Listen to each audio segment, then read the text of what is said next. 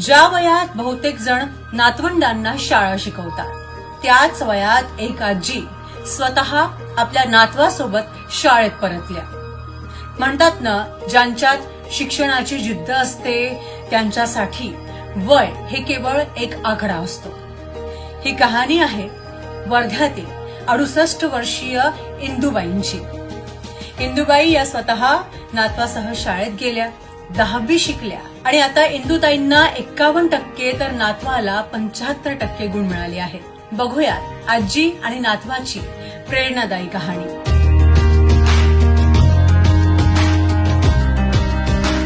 वर्धा जिल्ह्यातील हिंगणघाट तालुक्यातील जामणी या छोट्याशा गावात राहणाऱ्या 68 वर्षीय इंदुताई परमेश्वर बोरकर यांनी यंदा 10वीची परीक्षा उत्तीर्ण केली आहे. विशेष म्हणजे इंदुताई आणि त्यांचा नातू धीरज हे दोघंही यंदा एकाच वेळी 10वीच्या परीक्षेला बसले आणि उत्तीर्ण झाले. इंदुताईंना 51% तर नातवाला 75% गुण मिळाले आणि यामुळे हे आजी नातवाचं जोडीदार यश संपूर्ण जिल्ह्यात चर्चेचा विषय ठरलाय.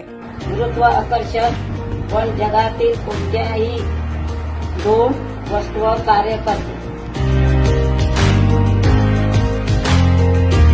इंदुबाईंचं शिक्षण फक्त 7वी पर्यंत झालं होतं. लग्नानंतर शिक्षण थांबलं, पण शिकण्याची ओढ मात्र मनात घर करून होती. वय सरत गेलं, जबाबदाऱ्या वाढल्या, पण ती इच्छा कायम होती. आणि एके दिवशी त्यांच्या आयुष्यात आली प्रथम ही संस्था. या संस्थेच्या सेकंड चान्स उपक्रमात सहभागी होत वयाच्या 68व्या वर्षी इंदुताईंनी पुन्हा वही पुस्तकं उघडली. मग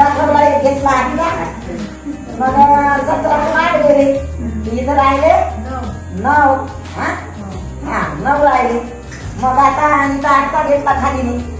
मग आता 4 तुम्ही 6 नाही जात, पुन्हा 1 हातचा घेतला इथं. मग 14 6 काढले, 8 राहिले. मग तो हातचा इथं घेऊन टाकला. मग 9 6 आणि 1 7 7 आणल्यावर 2 राहिले. बचत गटात काम करणाऱ्या इंदुताई दिवसाच्या कामानंतर रात्री अभ्यास करीत होत्या. सुरुवातीला आजूबाजूच्यांकडून टीका झाली. या वयात आता काय करणार शिकून, पण त्या टीकांना थेट उत्तर देत इंदुताईंनी वर्षभर सातत्याने अभ्यास केला. 10वीच्या परीक्षेच्या दिवशी त्यांच्यासोबत परीक्षेला होता त्यांचा नातू धीरज. एकाच सेंटरवर एकाच वेळी आजी आणि नातवाचं हे अनोखं पेपर लिहिणं अनेकांच्या नजरा आकर्षून गेल्या. आज इंदुताई 51% 10वी उत्तीर्ण झाल्या आहेत. ते आनंदाने फुलले आहेत आणि त्यांच्या या यशामुळे जामणी गावातील अनेक महिलांना प्रेरणा देखील मिळाली आहे. हे यश केवळ त्यांचं नाही, तर त्या प्रत्येक महिलांचं आहे, ज्या आयुष्यभर मनात एक प्रश्न बाळगून जगतात. आपण पुन्हा शिकू शकतो का? यावर इंदुताई काय म्हणतात बघाच. मला हे शिकण्याची हे होती ना, नाही आमच्या गावात संधी आली चालून, काऊन बा ते टाकून द्यायची संस्था आली ना आमच्या गावात, आमच्या घरापर्यंतच आली शाळा. म्हणून माझी इच्छा होती का मग आता करूनच टाकावं बा. शिकवायला होते आम्हाला सर लोक, क्लासेस घेत होते आमचे. आम्ही जसं 10वी पास केली बा तसं तुम्ही करा, असं मार्गदर्शन आपले मुलं आहे, मुलासाठी तुम्ही 10वी पर्यंत शिकावा, काहीतरी करा आणि असं प्रेरणा देत राहीन बा. लिहित होती ना, लिहित राहत होती पेन, भजना पूजनात जात होती, भजन लिहित होती. मुले हे होता ना छंद आमच्या गावले हे आहे, इथं हे भरते ना भागवत राहते, काला होती, तर भागवतात आरती म्हणायला जायची मी. मला छंद पहिलेपासून हाच होता छंद. लिहायचा छंद होता, वाचायचा छंद होता. माझं काही खंडित नव्हतं झालं वाचणं करणं. मी वाचत होती, मला जसा जसा वेळ भेटला तशी तशी करत होती. माझं मी 1-2 तास अभ्यास करायची. सगळं झाल्यावर तिकडे राहायची ना मी, मग जेवण खाऊन झाल्यावर बसायची, 1-2 तास अभ्यास करायची. आपण हे पूर्ण केलंच पाहिजे, जिद्द होती आपण हे पास झालोच पाहिजे बा. सर लोक येत होते, आम्हाला शिकवत होते. मग आम्ही जात होतो शाळेत. माझं काम वगैरे झाल्यानंतर सकाळी मी रोज मजुरी करून यायचे, संध्याकाळी मग क्लास घेत होते सर लोक. मी सर हे असूनही मी जात होती.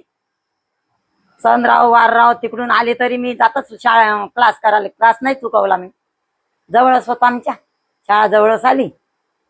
मग संध्याकाळी घेतलं तरी संध्याकाळी जात होते मी. पहिल्या दिवशी नाता बरोबरच गेली मी. मग गायला लागलं. मग नेहमी जात गेली तर काही पुन्हा त्याच्याहून हे आला मग अनुभव.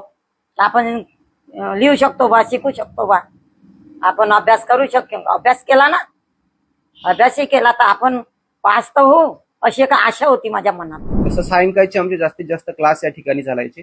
ज्यावेळी शेतातून आल्यानंतर ते 3च्या नंतर आम्हाला अवेलेबल व्हायचे, कारण 9 ते 3 पर्यंत ते शेतातले कामं करून आपलं घरचं वगैरे सगळं करून आमचे 4चे क्लास, 4 ते 7, 8च्या दरम्यान आमचे क्लास चालायचे. त्यानंतर काही महिला अशा होत्या की त्या ठिकाणी पण त्यावेळेत नव्हत्या येत. तर अशा महिलांसाठी आम्ही सायंकाळी 7 ते 9 पर्यंतचे क्लास सुद्धा या ठिकाणी चालवले आहेत, जेणेकरून त्या महिलांचं शिक्षण आपण त्या परीक्षेकरिता आम्ही तयार करू शकलो.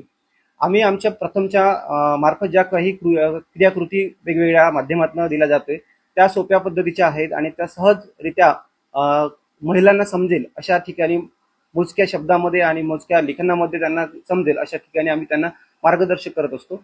आणि त्या माध्यमातून ह्या महिला त्या यशस्वी गटापर्यंत पोहोचलेल्या आहेत.